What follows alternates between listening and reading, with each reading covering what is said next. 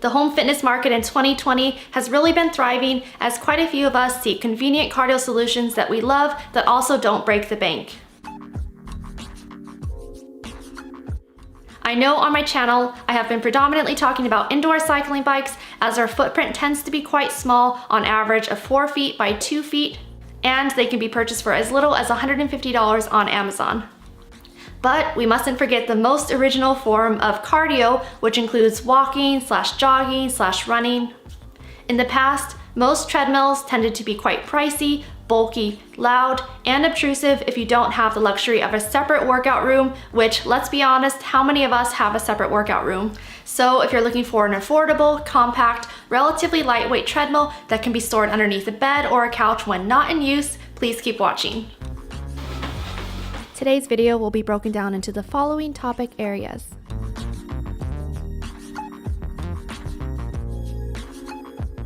This treadmill originally retails on Amazon for $359, but there is a $60 off coupon code, bringing the total to $299. This treadmill has an easy folding mechanism and a soft drop design. When folded, its dimensions are 55.2 inches by 27.8 inches by 5.1 inches in height. So, for example, if you're planning to store it underneath a couch or a bed, you just have to make sure the clearance from the floor to the top of the bed is at least 5.1 inches. This treadmill weighs 75 pounds. It has a 2.5 peak horsepower motor, providing speeds from 1 to 12 kilometers per hour. It also supports weight up to 260 pounds. It has a 16.5 inch wide anti-slip belt, and it also has 12 preset training programs. The LCD screen displays time, distance, speed, and calories burned. It also includes 6 non-slip mat pieces for the leveling feet. This treadmill was first available on Amazon on September 7th, 2020, and is currently ranked as number 26 in treadmills. So now I'm going to talk a little bit about my experience with this treadmill. The first thing to note is you must have the magnetic safety strip in place or else the treadmill won't turn on.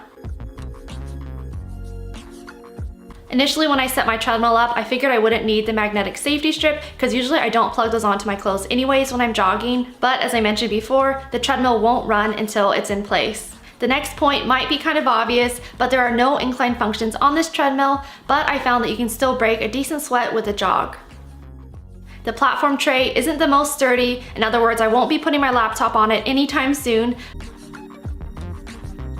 But it does have an included phone holder function, which is great for streaming workouts on your phone. I've streamed a few Peloton running workout videos on my phone while using the treadmill, and while you can't adjust the incline to match the instructors, you can still somewhat match your speed to their recommendations, and I find that I still get a better workout following one of those videos versus just trying to motivate myself. Now, since this treadmill is compact and only 27.8 inches in length, it may be a little bit awkward for a taller person if they're running. I'm 5'4" and I find the size to be perfect for me and my stride length. And for a quick note, I did Google what's the average stride length for someone who's 5'4", and what I found is that the average stride length for someone who's 5'4" is 2.2 feet or 27 inches. So I just finished my first workout using this treadmill. It arrived in the mail yesterday and we set it up, and I wanted to test it out today. This is my first time testing it out. I did a quick 20-minute workout and did a total of 2 miles. I just used the Peloton app on my phone. The class I took was with Andy Spear, and I just set my phone right here on this little ledge. At first I was a bit skeptical on how it would hold up when running on it, and luckily it was fine. Of course it doesn't have any sort of incline, but it's fine if you want just like a flat, easy road. And one thing I like is that the Peloton app also syncs to my Apple Watch, so it is able to track those workouts and those runs on it.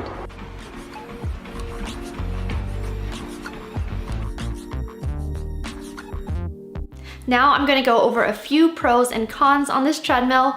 The first pro I have is that the price seems quite affordable for a cardio machine that suits a variety of fitness levels.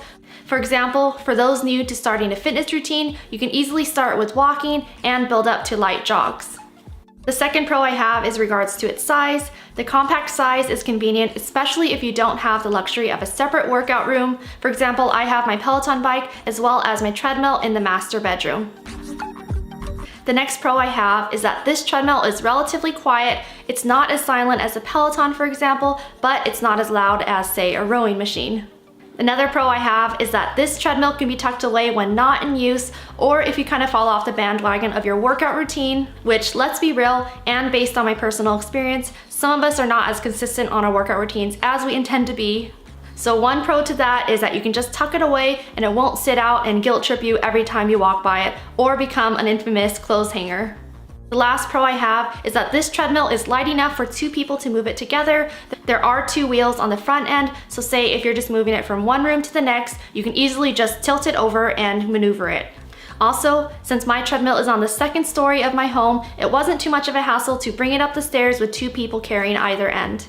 Just think if you were trying to maneuver one of those commercial treadmills that you see at the gym, that would be a whole nother story. Now I'm gonna go over a few cons for this treadmill. The first con I have is that if this treadmill is going to be part of your daily fitness routine, you may want to invest in something that's a little bit more heavy duty or something that has an incline function. I intend to wait until Peloton releases their new treadmill model with an estimated release date sometime in 2021. The next con is that the tray table isn't the most sturdy, so say if you're really breaking a sweat and want something to heavily lean on, or if you forget that it isn't the most sturdy, you don't want it to bend and snap forward. And the last con I have is that the safety strap feels quite flimsy, but it does do the job. And as I mentioned before, the magnetic strip does need to be matched onto the treadmill in order for it to turn on. So anyways, that should do it for today's video. I hope you enjoyed it. Comment down below, what are your thoughts on this treadmill? Do you think it's a great, affordable, compact option, or would you prefer to invest in something that's a little bit more heavy duty, or something that does have an included screen? Also, for those Peloton customers, would you consider investing in the Peloton Tread, or would you choose a different brand? But anyways, I hope you enjoyed it, and I'll see you in my next video. Thanks for watching.